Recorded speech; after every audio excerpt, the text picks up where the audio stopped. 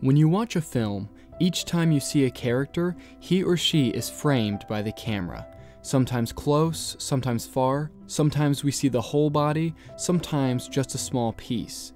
Do you ever ask yourself why? Why do we see a character framed in a certain way? Each of the camera angles you see in a film, or at least in a good film, are made on purpose. So when I watched the King's Speech for the first time, what I noticed immediately was the use of the unbalanced frame.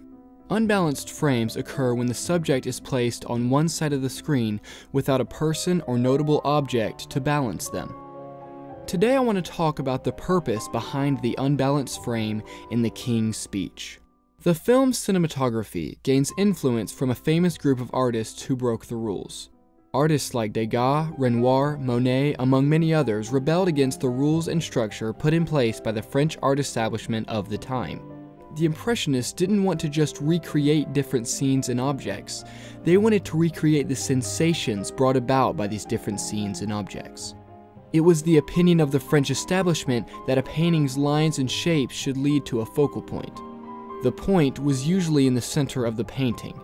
The Impressionists decided to crop their paintings in asymmetrical ways, thus creating this unbalanced look. We also see the Impressionist influence in Lionel's studio. There's a wall in his studio that we see throughout the film. The wall has a textured, abstract look, with multiple colors clashing together at random spots. This noticeable use of texture and color mirrors the methods of the Impressionists. Another scene that shows Impressionist influence takes place in Regent's Park, where Bertie and Lionel have an argument. Notice how the fog softens the shapes and the sun backlighting the scene silhouettes the trees and other people in the park, giving the whole scene a hazy, dreamlike quality. So now we understand where these ideas come from, but does that automatically mean the King's Speech has great cinematography? To find the answer to that question, we need to understand why the film specifically chose unbalanced shots. The film's main purpose of framing a subject this way is to suggest a feeling of discomfort. The cinematography is directly linked with Bertie's emotional insecurity. Early in the film, a speech therapist comes to Bertie's home to assist him. This scene has little to no unbalanced frames. The close-ups are uncomfortably close, but it is not until Bertie is removed from an environment in which he is comfortable that we see a consistent use of the unbalanced frame. We also don't see unbalanced frames the first time we enter Lionel's home. Each medium shot is framed symmetrically. Lionel is comfortable in his life. When Bertie and Lionel finally get into Lionel's office, we see multiple unbalanced frames. Both men are in a situation that is foreign to them. The scene starts with a profile two-shot of the men. Notice the headroom. This creates a vertically unbalanced frame rather than a horizontal one. As the men speak, notice how Lionel's shot rarely changes, while Bertie's shot changes many times, sometimes even noticeably jump cutting from one to the other. Bertie is the more uncomfortable of the two. He does not believe Lionel can help him, and he believes Lionel does not deserve his respect. In the next scene after the first session, the unbalanced frame is used in two ways. We watch Bertie realize that a common man whom he doesn't respect has the ability to help him. It also allows his wife to walk into the empty space behind him as he listens to the recording. Troubles and by opposing end them. To die, to sleep. When Bertie returns to Lionel, Lionel's shot is completely symmetrical. He holds the power in the scene. He knows the recording worked and no longer has to prove himself to Bertie. As they practice physical exercises, we see many balanced frames. The men are in sync. They trust each other. When Bertie visits Lionel after the death of his father, the unbalanced frames return.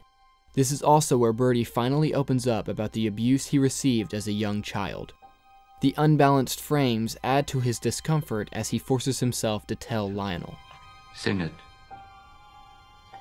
Then she wouldn't feed me far, far away. When Bertie tries to confront his brother, the king, about his relationship, the shot remains balanced until Bertie is unable to speak. I'm trying to... Yearning for a larger audience, are we, Bertie? Then the shot moves back into unbalance. Where have you been all this time? We cut immediately back into Lionel's studio, with Birdie in an unbalanced profile. The cinematography helps show us that Birdie was making progress until the pivotal moment with his brother. We go again into a scene filled with unbalanced frames as Birdie realizes that Lionel has no legitimate credentials. But after they reconcile, Birdie sits in a balanced frame in the chair. Canada, Australia, and New Zealand, according to their lands. The end of this film is interesting because although Birdie successfully gives his speech, his problems are far from over. But he has learned to believe in himself and in Lionel, and that is why he succeeds. To break the rules correctly, you must first understand why they are rules. Then they can be broken to create greater meaning within a film. Just like every other part of a film, the cinematography ultimately exists to help tell the story. What's going on, everybody? I hope you enjoyed that video. I love the King's Speech. Great example of using unbalanced frames correctly. If you want to follow this channel and support this channel, there's links in the description for all of that. I love making these videos and I want to continue to do so. Check back in 2 weeks. There's a great video coming up. I'm really excited for this video. I love the topic, so be looking out for that. Have a great day. I'll see you in a couple weeks.